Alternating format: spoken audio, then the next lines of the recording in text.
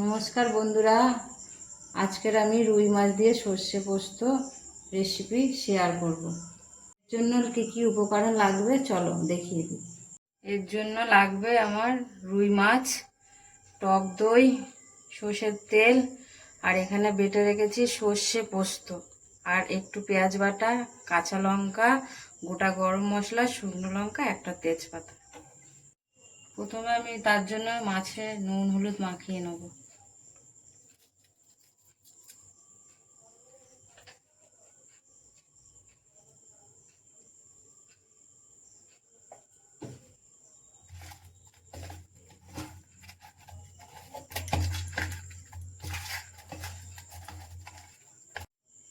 মাছের মধ্যে আমার নুন হলুদটা মাখানো হয়ে গেছে। এর প্রথমে আমি কড়াই তেল দিয়ে দেবো।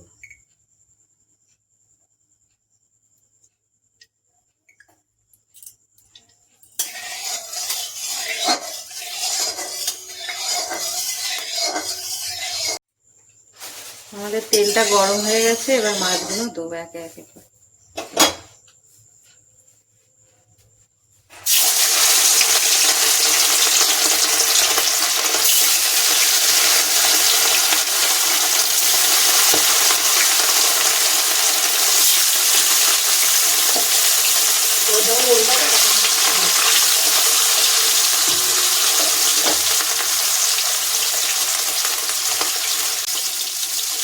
মাছগুলো আমি কড়া করে ভাজবো না।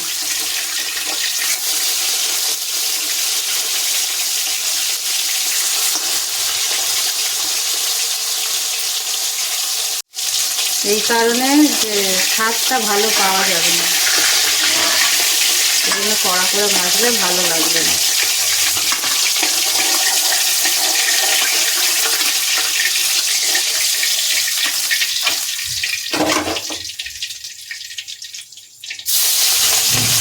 মাছগুলো ভেজে নেবো।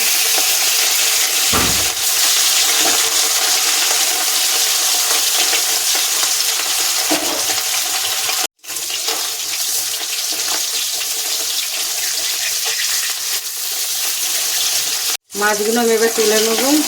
আমার সব মাছগুলো ভাজা হয়ে গেছে। এইভাবে মাছগুলো সব ভেজে নিতে হবে। ওই তেলে আমি দিয়ে দেবো গোটা গরম মশলা, একটা তেজপাতা আর শুকনো লঙ্কা। নেড়ে ছেড়ে নিলাম। এবার দেবো আমি পেঁয়াজ বাটা।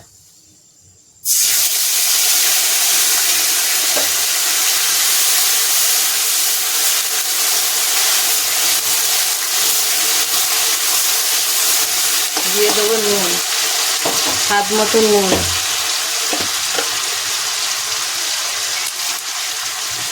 নুনটা আন্দাজ করেই দেবে।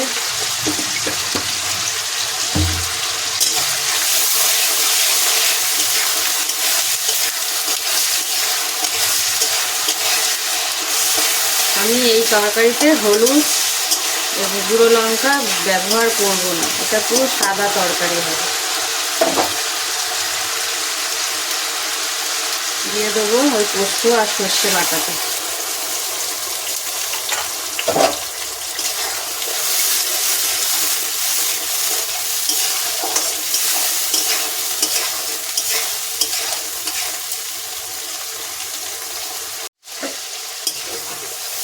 এবার আমি কেটে রাখা টক দইটা দিয়ে দেবো।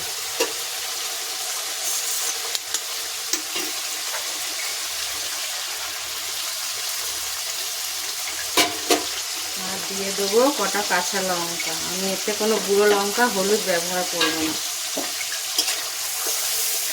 তো এটাকে ভালো করে কষে নিতে হবে যতক্ষণ না তেল ছাড়বে।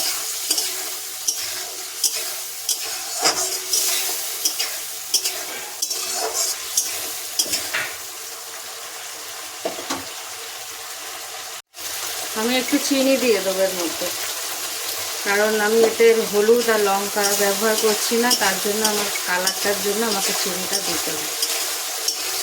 কালারও আসবে একটা ভালো, আর স্বাদটাও ভালো আসবে, খেতেও ভালো হবে।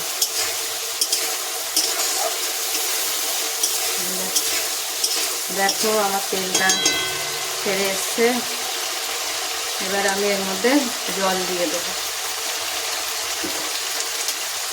পরিমাণ মতন অল্প করে জল।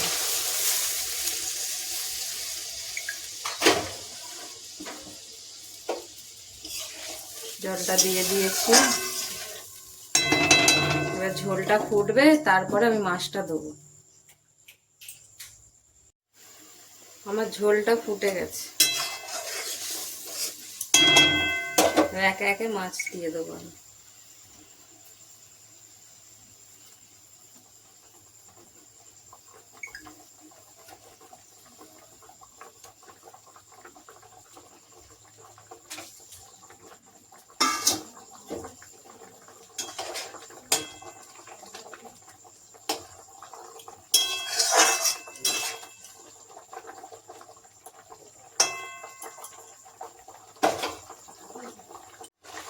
এর মধ্যে দিয়ে দেবো একটু গোটা গরম মশলা। গরম মশলাটা দিলে কালারটাও ভালো আসবে, খেতেও ভালো হবে। আর একটু দিয়ে দেবো ঘি, একদম অনুষ্ঠান বাড়ির মতো খেতে হবে।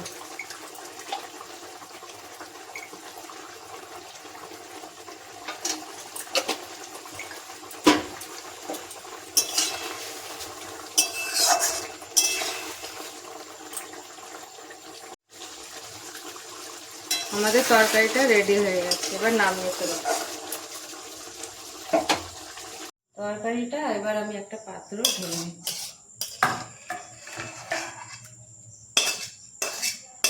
এইভাবে বানিয়ে নিন সর্ষে পোস্ত দিয়ে রুই মাছের রেসিপি। আমাদের রেসিপিটা রুই মাছ দিয়ে সর্ষে পোস্ত রেডি।